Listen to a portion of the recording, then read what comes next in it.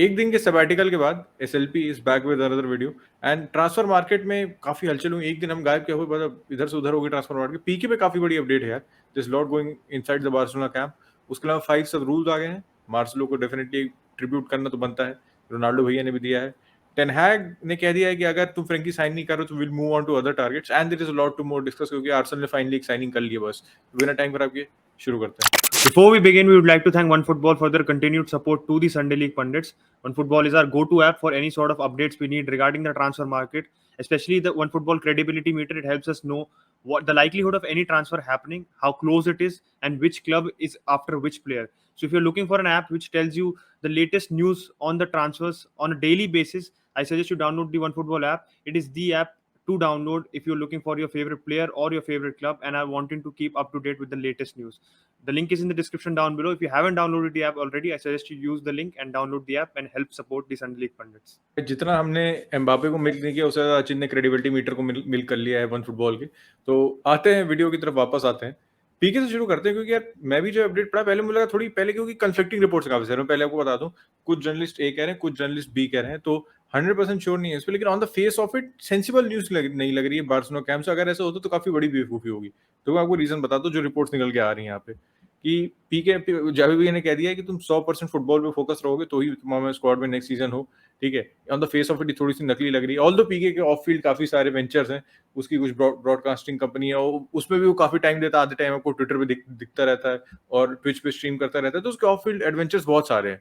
ठीक है, लेकिन ऑन द फील्ड क्या वो बेहतरीन खेला इस सीजन? बिल्कुल खेला। उसके अलावा आपको पता है पीके ने वेज कट लिया था, तो एक्चुअली वो हम उस दिन लाइव में भी बात की थी। एक्चुअली वो सादिक भाई भी थे उस दिन, वो वेज कट नहीं है। वेज कट क्या है कि वो डिफर्ड वेजेस हैं, कि मतलब हमें वो वेजेस 1 साल बाद, 2 साल बाद, 3 साल बाद उनको देनी होगी। जो एक्चुअली वेज कट लिया है भाई, वो सर्जी रॉबर्टो ने लिया है यहाँ पे। बाकी अब बुस्केट्स, एल्बा, मैं चाहे पीके की बात करूं, इन सबको हमको बाद में पैसे देने होंगे। तो जो डिफर्ड वेजेस हैं पीके की, दैट इज 80 मिलियन, 80 मिलियन देने होंगे अगर वो इस सीजन रिटायर करता है। तो हमारे फाइनेंसेस जो थे अंडर द लास्ट इतने वेल मैनेज थे कि एक प्लेयर ने 1 साल का, चलो कब 1.5 साल में मान लो वेज कट लिया है, वेज कट जो था भी नहीं, डिफर्ड पेमेंट था, उसके 1.5 साल में सैलरी बन रही है 80 मिलियन। देखो सैलरी में बहुत सारे बोनसेस होंगे, बहुत सारे क्लॉज होंगे, मुझे पता अप फ्रंट ये सैलरी नहीं होगी इतनी, लेकिन फिर भी सोच लो 1.5 साल के अंदर 80 मिलियन भाई, एंड स्टिल लर्निंग समथिंग। वो बहुत कम है, उसने स्क्रीनशॉट भी डाला 2.5 मिलियन के अराउंड, वो बहुत कम है। लेकिन 80 मिलियन आप कैसे एक सेंटर बैक हुज 33, 34, 35, आप कैसे एक प्लेयर को ऐसा कॉन्ट्रैक्ट दे सकते हो? Beyond my understanding right now भाई। और भाई मैं कह रहा था आपसे कि थोड़ी कंफ्लिक्टिंग न्यूज है। अब यहाँ पे न्यूज आई थी भाई आज ही की है कि he had a great season, उसमें कोई डाउट है नहीं, एंड मोटिवेटेड है, जावी के प्लान्स में है। तो अब देखो on the face of it this news, मैंने पहले कहा था, मुझे बहुत ज्यादा क्रेडिबल नहीं लग रही। रीजन बताता हूँ आपके, क्योंकि हमारे पास अगर वो जाता है, ठीक है, तो हमें इतने पैसे देने पड़ेंगे जो हमारे पास है ही नहीं भाई। यहाँ पे घर में रोटी नहीं है, दूसरे को नान कहाँ से खिलाएंगे, वाला हिसाब है। और दूसरी बात इसमें यह है कि भाई चाहता तो रिप्लेसमेंट लाना पड़ेगा। रिप्लेसमेंट कहाँ से ला रहे हैं? कुंडे से हम लिंक है, लिंक कुंडे तो आपको पता है is more interested in Chelsea, and 65 million Chelsea देने को तैयार, 80 मिलियन हो, आपको फिगर्स पता होंगे अभी तक। लेकिन हम इतने पैसे हमारे पास है नहीं देने को। उसके अलावा बनता है एक ऑप्शन कुलीबली भी चीप नहीं है। और अगर पैनिक नहीं जाता, जो प्रॉब्ली पैनिक नहीं जा रहा है, क्योंकि उसने कह दिया मैं बारसा में अपना कॉन्ट्रैक्ट फुलफिल करूंगा, क्योंकि मैं ला मास्कर से निकला हूँ, मैं अपना कॉन्ट्रैक्ट छोड़ के बीच में नहीं जा सकता हूँ। तो पैनिक भैया भी नहीं जा रहे हैं यहाँ पे। तो हमारे पास ऑप्शन बचते कितने हैं? ठीक है, कुलीबली मुश्किल है, कुंडे मुश्किल है, क्रिस्टियनसन अंदर आ रहा है जिसको अभी तक हम रजिस्टर नहीं कर पाए हैं, अरोहो दिख रहा है मुझे यहाँ पे, और फिर लॉन्गले तो भाई है ही, एरिक गार्सिया भाई है ही है, उमटीटी भाई है ही है, एंड ऊपर से बस एक क्रिस्टियनसन को ऐड कर दो, this will be a defensive partnership. तो on the face of it this does not make sense. मैं एक अपने लेजेंड को भूल गया, ऑस्कर मिंगेजा, लेकिन वो भी बाहर जाने वाले हैं। और सरप्राइजिंगली काफी खाली 5 मिलियन की लिंक्स आ रही थी, थोड़ा डिसअपॉइंटेड था मुझे। हम लीड्स को चिपका देंगे थोड़ा महंगे में, जैसे हमने जूनियर फिरपो को चिपका दिया, लेकिन मिंगेजा के साथ होना मुश्किल है। वेलेंसिया का 5 मिलियन का लिंक आ रहा है, तो Barcelona is willing to sell. 5 million is too less considering first team में वो थोड़ा खेला है, 1-2 एल क्लासिको में गोल भी मारा है। 5 मिलियन तो हमारे लेजेंड के भाई देने बनते हैं। देखते हैं कहाँ जाता है, वेलेंसिया जाएगा, हॉफनहेम जाएगा, तो वो तो समय बताएगा। आते हैं यूनाइटेड की तरफ, क्योंकि टेन हैग भैया ने कह दिया है कि अगर तुम मुझे फ्रेंकी लाके नहीं दे रहे हो, give me some other player, and there is link with Antony as well.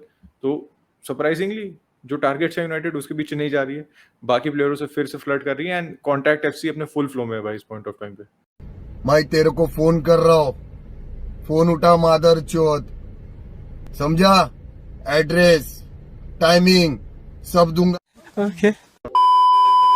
वैसे फ्रेंकी का जो प्रोग्रेशन हमने पहले भी बोला था कि भाई धीरे धीरे progression is towards him signing for United, और यही हो रहा है, क्योंकि फेरन कोरेस स्पेनिश जर्नलिस्ट है, वही कह रहा है कि एरिक टेन हैग की फिर से फ्रेंकी से बात हुई है, and now he is getting more and more confident of leaving Barcelona, क्योंकि उसको धीरे धीरे क्लैरिटी मिल गई कि he is not in the clubs plans. और जो बार्सिलोना यूनाइटेड के बीच में जो गैप था वैल्यूएशन में, वो भी धीरे धीरे ब्रिज हो रहा है, क्योंकि पहले था कि बार्सिलोना को 100 मिलियन चाहिए, फिर ये आया है कि Barcelona will be willing to take 80 million in fixed payment, कि भाई 80 मिलियन की वो फिक्स पेमेंट चाहते हैं, एंड बाकी का 20 मिलियन का जितना भी गैप होता है, यूनाइटेड जितना नेगोशिएट करना चाहती है वो वेरिएबल्स में कर लेंगे।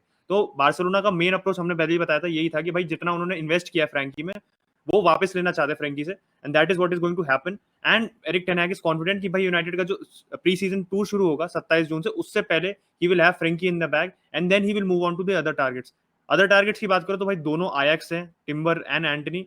एंड इस बात में मेंशन करना चाहूंगा कि आयक्स, आज न्यूज आई थी कि आयक्स और एरिक टेन हैग के बीच में जेंटलमैन्स एग्रीमेंट था कि that he will not gut the club. तो gut the club basically means कि भाई वो क्लब में से ज्यादा प्लेयर्स नहीं निकालेगा, बेसिकली उनको एक खराब सिचुएशन में नहीं छोड़ेगा, ये after leaving himself as well. तो मैं इसमें मेरे को याद आई थी हैरी केन और जो स्पर्स का जेंटलमैन्स एग्रीमेंट था कि भाई को जाने देंगे, और फिर डैनियल लीवी ने उसके साथ प्रैंक कर दिया था। तो मेरे को लग रहा है एरिक टेन हैग भी सेम सिचुएशन कर रहा है आयक्स के साथ, and that is what will happen.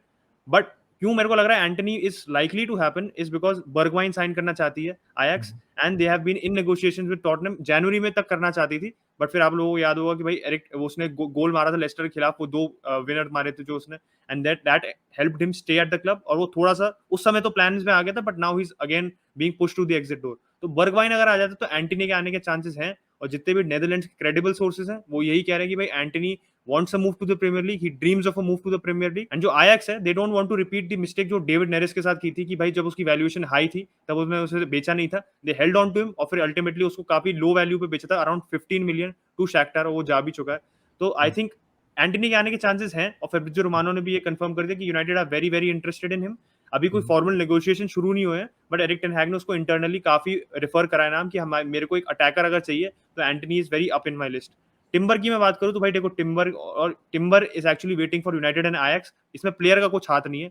Player के साथ हमने बताया था कि पर्सनल टर्म्स कुछ इशू नहीं होगा, आयक्स और यूनाइटेड के बीच में कि वो फाइनल फी क्या डिसाइड करते हैं, एंड वो ही अभी डिस्प्यूट में चल रहा है। और आपको भी पता लुइस वैन हाल फुल अटेम्प्ट में लगा हुआ है कि भाई कैसे भी करके टिम्बर को रोक ले, वो नहीं जाने जो यूनाइटेड, क्योंकि भाई पुरानी भड़ास है भाई की, पता नहीं क्या चाहते हैं। वैनगाल भाई अपना टिम्बर का करियर बचाना चाह रहे हैं, मुझे रिस्पेक्ट है उसके लिए, और एक्स बार्सिलोना लेजेंड भी है, तो भाई मैं कुछ कह नहीं सकता यहाँ पे, टीम वैनगाल तो कुछ नहीं सकते, बट वैन हाल करना जरूर चाह रहा है। तो let's see what happens with the Timber deal. देखो ये होना लाइकली है deal, because there is no competition for United, जैसे डार्विन नूनियस के लिए था, लिवरपूल ने आके बिल्कुल खटिया उखाड़ दी यूनाइटेड की।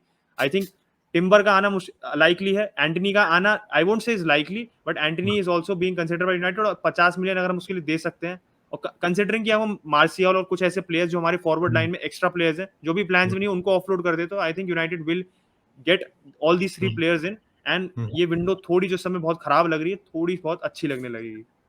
वैसे सही बात है, अगर तुम पहले डेडवुड अपना निकालो तुम्हारे स्क्वाड में, तुमने काफी सारा डेडवुड निकाल दिया, लेकिन वो सब फ्री में गया भाई, सारा का सारा फ्री में गया। आपका एक वेजेस में आपने बहुत पैसा बचाया, हमने पहले वीडियो में बात की थी, लेकिन you did not get a single penny. Martial यार, I think the ship has sailed for him, ship him out. Rashford के लिए मेक और ब्रेक सीजन था पिछला वाला भी, डिड नॉट वर्क आउट। एक और मैं कहूंगा ये आपका लौंडा तो आप मौके और दोगे, तो on that point of view Antony sense बनता है, he is a potentially world class option for him. Ten Hag के साथ खेला है, प्रेसिंग नंबर्स देख लो, performed in the Champions League as well, and वो ब्राजीलियन प्लेयर तो है ही है ये। तो लेकिन एक ये भी बात है कि क्या यूनाइटेड को पहले एक मिडफील्ड पे फोकस करना चाहिए, पहले अपने फुल बैक्स पे फोकस करना चाहिए, rather than bringing a winger जो एक मतलब, हाँ इफ ही इज अवेलेबल तो भाई डेफिनेटली आप जाओगे उस प्लेयर के लिए, लेकिन आपके पास और एरिया है कवर करने को before moving on to the wing position. थोड़ी यार मुझे मार्सेलो की बात करनी थी, क्योंकि ऑब्वियसली आज भाई उसकी प्रेस कॉन्फ्रेंस थी, एंड रोने लगा था बंदा यार, इतने साल से भाई मैड्रिड में है, मैं हमेशा उसका मतलब ऑपोजिशन में रहा हूँ, और सबसे तगड़ा मुझे उसका एक मूवमेंट याद है against Bayern when Ronaldo scored that hattrick, जो उसने रॉबिन को काटा था ना, रॉबिन ऐसे खड़ा हुआ था, ऐसे रॉबिन को ऐसे मतलब मैं पोलियो पेशेंट्स को मजाक नहीं बढ़ा रहा, लेकिन रॉबिन एकदम ऐसे खड़ा हुआ था, एंड उसको काटा वो, and pass the ball, Ronaldo भी ने हैट्रिक मार दी थी, एक्चुअली वो ऑफसाइड था।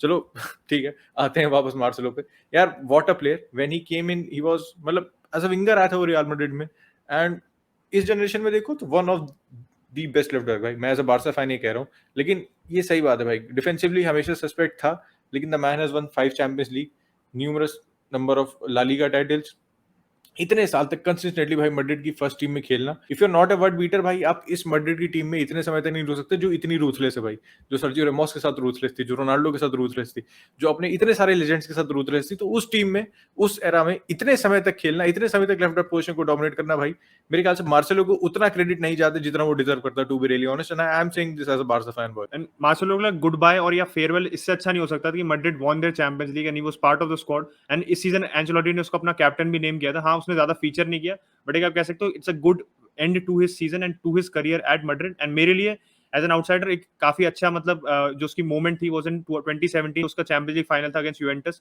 तो उस हिसाब की परफॉर्मेंस मैंने फुल बैक से नहीं देखी at least in any sort of champions league final की, जिस हिसाब से उसने डोमिनेट किया था उस मैच में।